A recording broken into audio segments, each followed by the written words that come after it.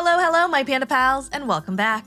Before we get started, I have some news. I wanted to add an additional way for people to be able to support my channel and help it grow. So today, I'm going to be launching memberships for the channel. So for $1.99, anyone who joins is going to get a shout out at the end of all of my videos. You guys are going to get access to these super adorable membership badges, and you will get access to these adorable custom panda emojis made by yours truly. And the more members I get, the more emojis I get to release. And I have some freaking adorable emojis that I really want you guys to be able to use. Now, there's absolutely zero pressure to join. If you are unable to do so, do not worry, you are still a very beloved Panda Pal. You can still help this channel grow and thrive by subscribing, liking the video, and commenting on it. But if you would like the option to become a Panda Patron or even a Panda Benefactor, I will be putting the link in the description. Thank you so much for your support. Let's get back to the video. Today we are doing part 2 of the Happily Ever After Season 8, Episode 10 recap. Let's get started. Sit down, buckle up, and let's go for a ride. Let's start things off with Angela and Michael. Last episode, Angela loses her goddamn mind when she learns that Michael moved his case from Lagos to Abidjan, saying that this is definitely the reason why he still does not have his visa and storms off alone. Michael tells us that he is overwhelmed having had to go through the interview process today and then deal with Angela's piss-poor reaction. I know she's upset and everything. All I'm trying to do is for us to be together. But why? Honestly, if I were Michael, I would much rather rub a cactus on my dick. That would be monumentally more enjoyable than spending any amount of time with this woman. Michael joins Angela and says he understands that she's upset, but they need to be patient and let the embassy do the work that they do, and reassures her that they will get the visa. I don't want you to tell me what I want to hear. I'm telling you. I want you to tell me what I need to know. Said the woman who ripped him a new butthole when he did not tell her what she wanted to hear and told her what she needed to know. Angela goes on to complain to us that Michael should not have moved the case because the embassy probably flagged this as suspicious considering his 2 previously failed attempts at securing a visa. She goes on to say that Michael has been doing a lot of shady shit behind her back and she is sick and tired of it. I'm going to home. Where's the taxi? Angela calls her daughter Skyla and vents. Did he get the visa? No.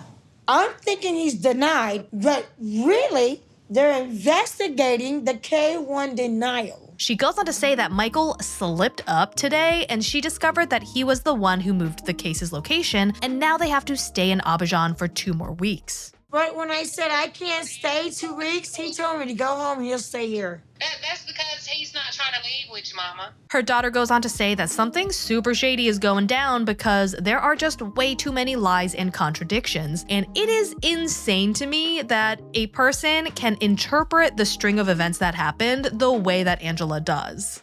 I think he's been a scammer all this time. He can't use you unless you allow him to. I am so confused. There really isn't anything to be confused about.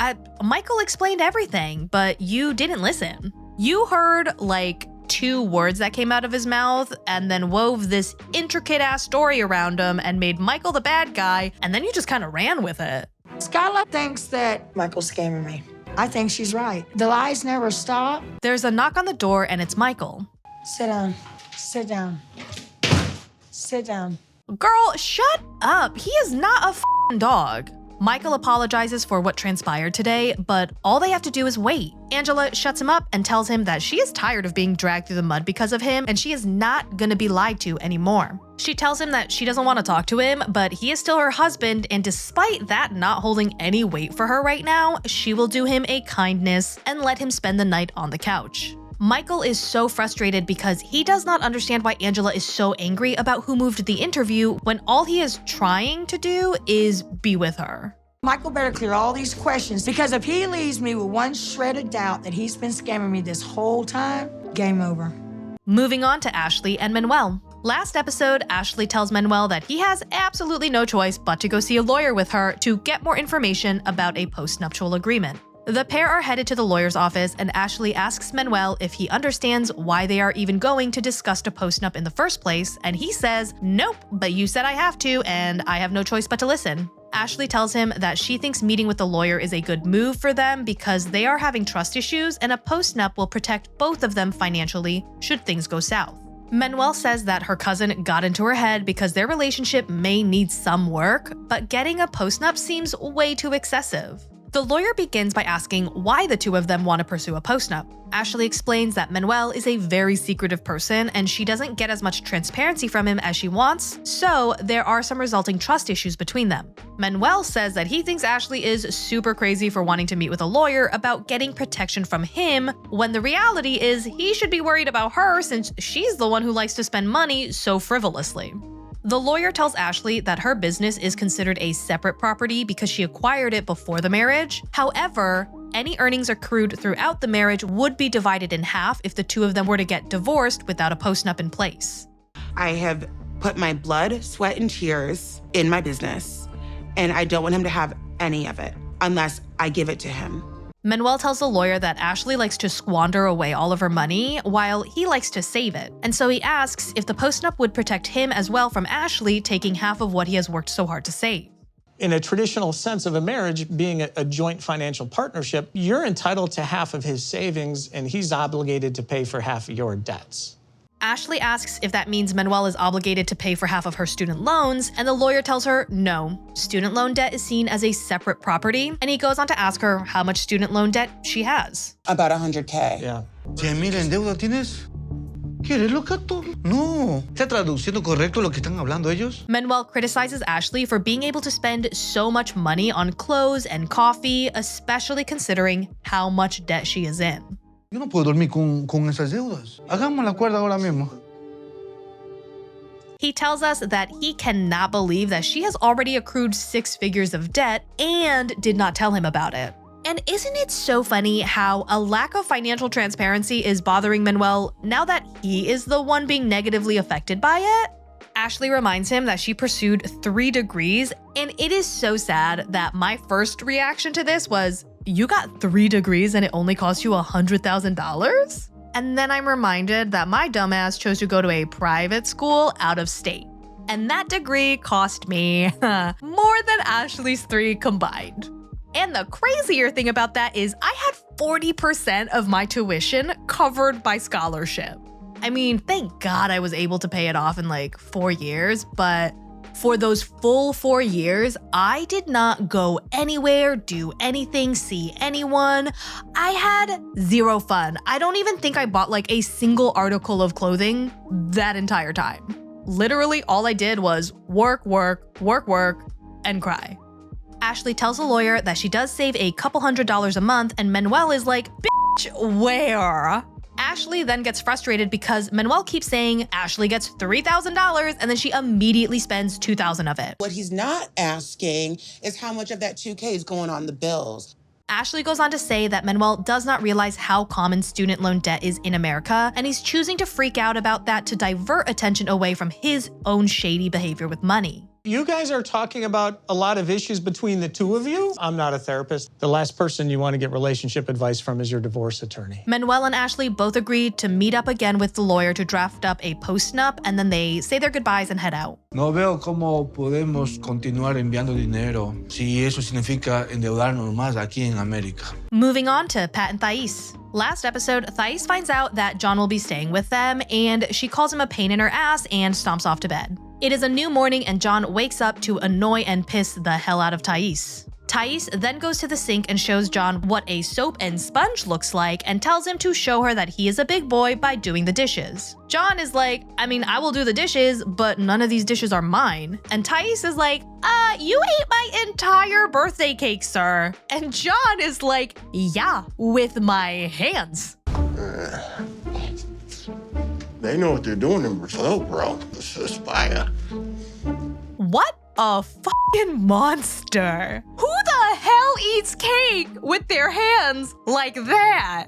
Who the hell do you think you are? This ain't Matilda. You ain't Bruce Bogtrotter. Pat informs John that they're going to be stopping by Jose's ranch to see if it would be a good location to have Alici's birthday party. Both Thais and John are not excited about this. Thais says that she does not want to have Alici's party there because A, it's 2 hours away, and B, she's worried that Jose's going to find a way to take advantage of Pat. They head out for the long drive, and somewhere along the way, Thais is like, I'm about to pee my pants. Her and John bond over the fact that they both apparently pee anywhere and everywhere, and Thais has Pat pull over on this incredibly flat road with zero privacy so that she could pop a squat. I can't. I peed my feet.